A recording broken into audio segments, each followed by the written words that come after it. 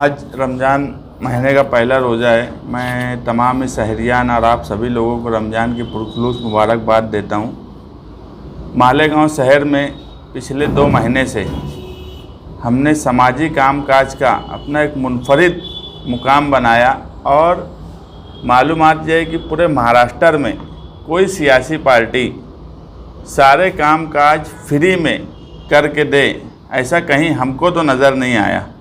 और जिसका फ़ायदा मालेगांव शहरियान ने बड़ी तादाद में उठाया कि पिछले महीना तकरीबन 6000 लोगों ने फ़ायदा उठाया था और इस महीना 21 मार्च तक तकरीबन 7000 लोगों ने अलग अलग कैटेगरी में यहाँ से फ़ायदा उठाया जनता दल ऑफिस से, जिसमें आधार का जो अपडेट था वो 1220, pan card 1417, e Shram card 800, Abha card 800, golden card 200, voter ID card 200 और अकाउंट 800 लोगों ने खोला और फ़ोन पे गूगल पे वगैरह जो है ये तकरीबन 800 लोगों ने किया।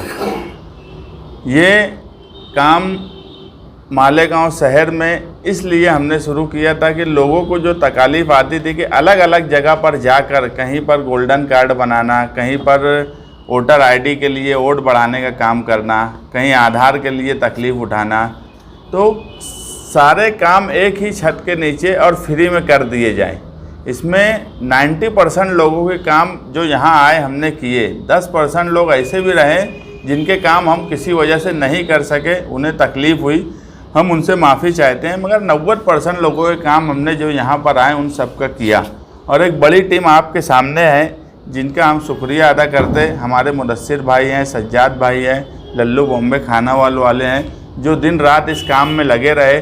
यहाँ तक के 6 बजे तक का टाइम था, 7-8 बजे तक लोग आते थे, उनके काम करते थे। उसके बाद देर रात तक ये सारा अरेंजमेंट जो डॉक्यूमेंट्स के रहते थे, चेक करना, इन सब पर काम करते थे। मैं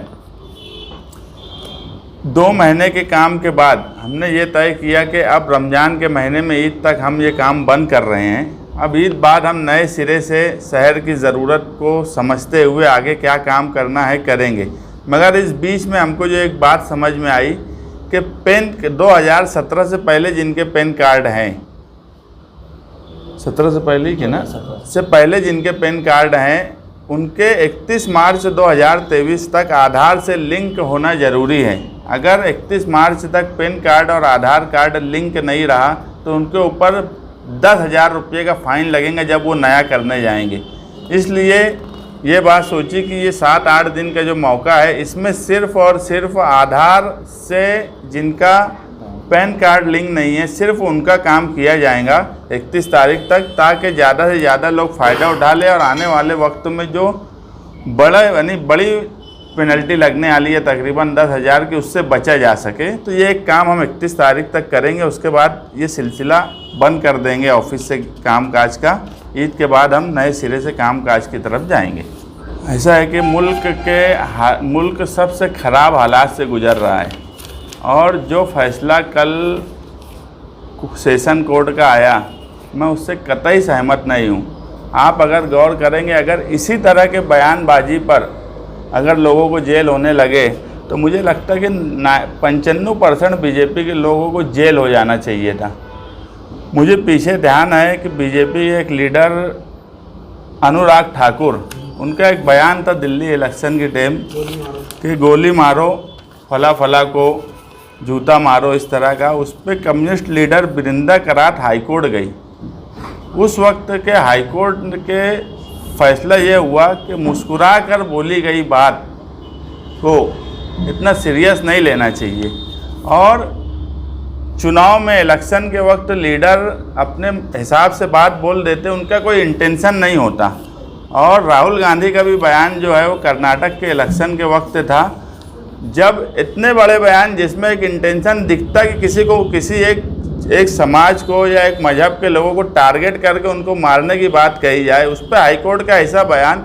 और सिर्फ एक ये बयान कि ललित मोदी, नीरव मोदी, ये सारे मोदी चोर क्यों होते हैं। मुझे नहीं लगता कि ये ऐसा बयान था जिस पे इतनी सख्त सज़ा होना चाहिए थी और उसके बाद इतनी फौरी तौर पर किसी की मेंबरी रद्द कर देना चाहिए। ये डेमोक्रेसी का कत्ल है।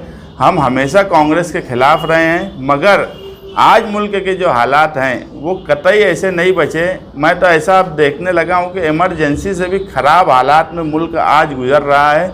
सारे लोगों के पीछे CBI, ED और दूसरी एजेंसियाँ लग चुकी हैं। ऐसे हालात में राहुल गांधी से हमें हमदर्दी है और हम यही मानते हैं कि वो अगर आगे लड़ेंगे तो जुडिशरी में उनको इंसाफ मिलेगा। मगर आज जो लोग ये बोलते हैं कि जुडिशरी के फैसले के ख़िलाफ़ नहीं बोलना चाहिए, जुडिशरी के अब फैसले ऐसे होने लगे हैं कि जिससे अगर कोई सहमत नहीं है या हम अगर उसको नहीं मान पा रहे हैं तो हम उसके अपोज में रह सकते हैं। और राहुल गांधी के साथ यही हुआ, जानबूझकर उनको टारगेट किया गया। और इसी तरह बीजेपी सरकार सारी अपोजिशन पार्टियों को टारगेट करती है। और आज के वक्त में राहुल गांधी की जो यात्रा निकली, कहीं ना कहीं बीजेपी नेशनल लेवल पर डर रही है और इसीलिए वो सब लोगों की आवाज़ दबाना चाहती है। जिनकी आवाज़ वो ED और इनके ज़रिए नहीं दबा पा रही है तो उनकी आवाज़ कहीं ना कहीं जुडिशरी का इस्तेमाल करके दबा रही है।